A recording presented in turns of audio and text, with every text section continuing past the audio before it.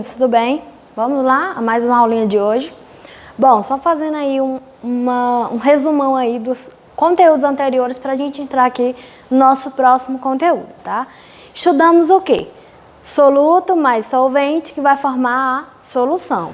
Também estudamos questão de solubilidade, concentração das soluções, título e outros dados a mais quando você vai montar uma solução. Não foi assim? Pronto.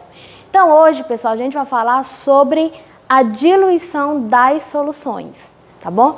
Mas, professora, a gente já não utiliza o solvente para fazer a questão da diluição lá nas características das soluções? Solução concentrada, solução diluída, e aí vai? Sim. Já utilizamos aí o solvente para fazer a questão da diluição do nosso soluto, né? Sabemos que o nosso soluto ele se apresenta nos 3 estados físicos, como a gente já viu, e temos aí os nossos solventes também, sendo um dos maiores aí, que é o nosso solvente universal, a água.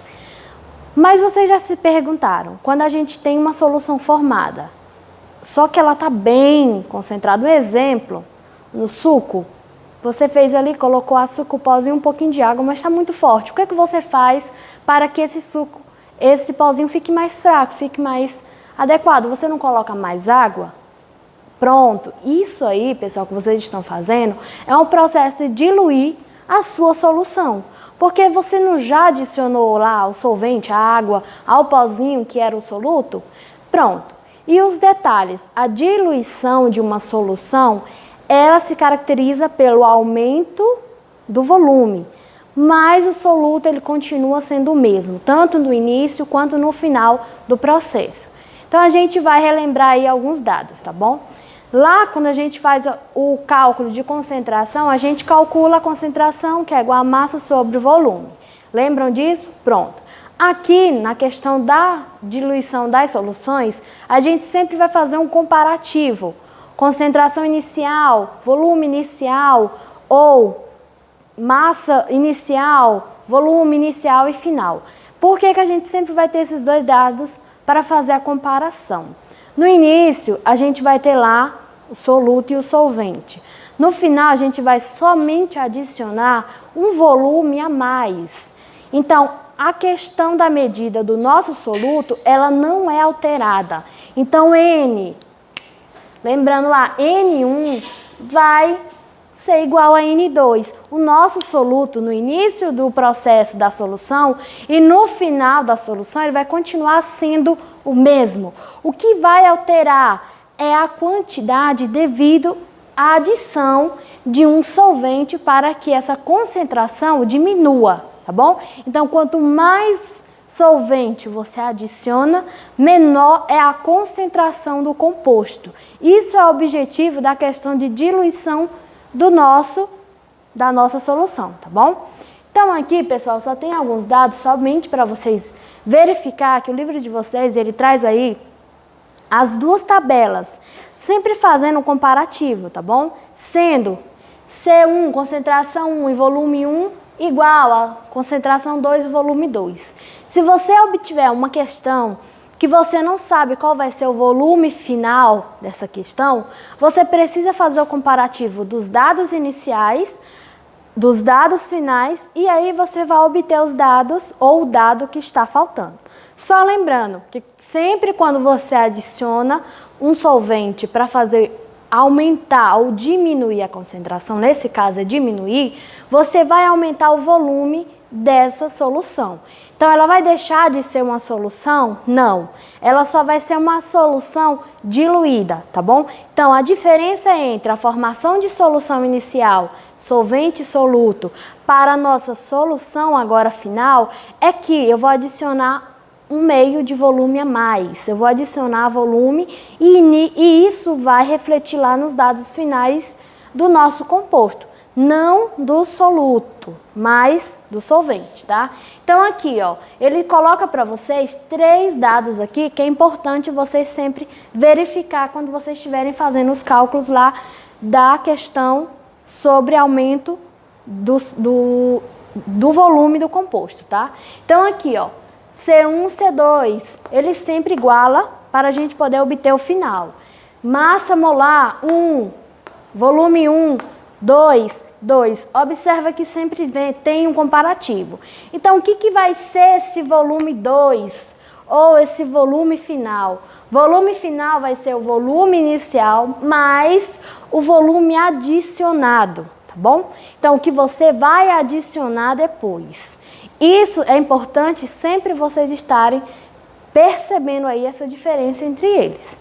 Viu? Só lembrando que a igualdade, o comparativo, é essencial. Então, quando eu perguntar para vocês o que é a diferença ou quando é que se percebe a diferença entre uma solução formada e uma solução diluída, é que no processo de solução normal não existe adição de outro composto. A gente só vai formar a solução. Não importa se ela vai ser concentrada ou menos concentrada ou outro tipo de concentração, não importa, a gente só vai fazer aí a formação de solução, tá? Quando se trata de solução diluída, que é o nosso objetivo, tem aí uma adição de solvente, somente solvente, tá? Não há alteração no nosso soluto.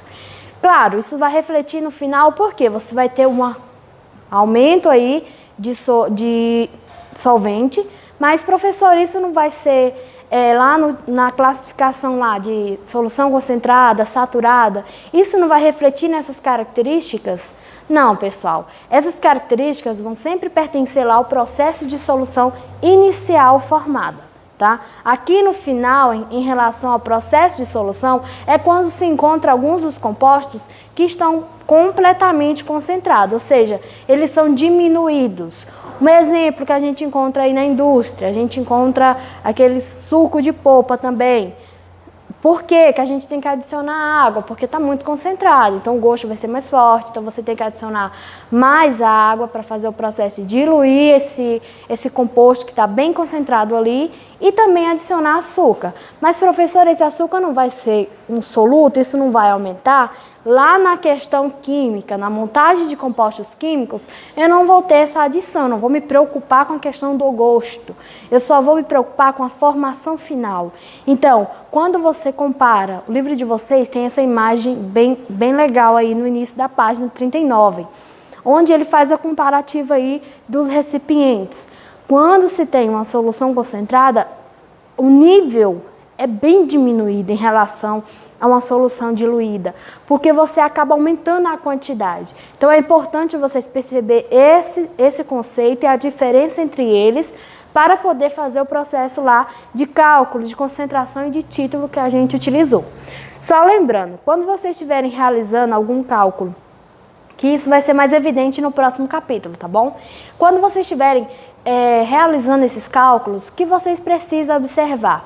Algumas unidades de medidas, elas vão ser descartadas devido à divisão que você vai fazer de um com o outro, tá bom? Então, por exemplo, aqui, nesse cálculo aqui, ó, quando você está fazendo a unidade de medida desse composto, quando você vai dividir, você acaba deixando aí, eliminando os dois, e você só vai obter uma unidade de medida, que vai ser a do volume, que no caso pode estar em ml ou em litros, dependendo do seu cálculo ou do seu composto que você esteja trabalhando, tá, pessoal? Então é importante lembrar do conceito de solução diluída e do conceito de formação de solução lá no início, tratado no capítulo 2.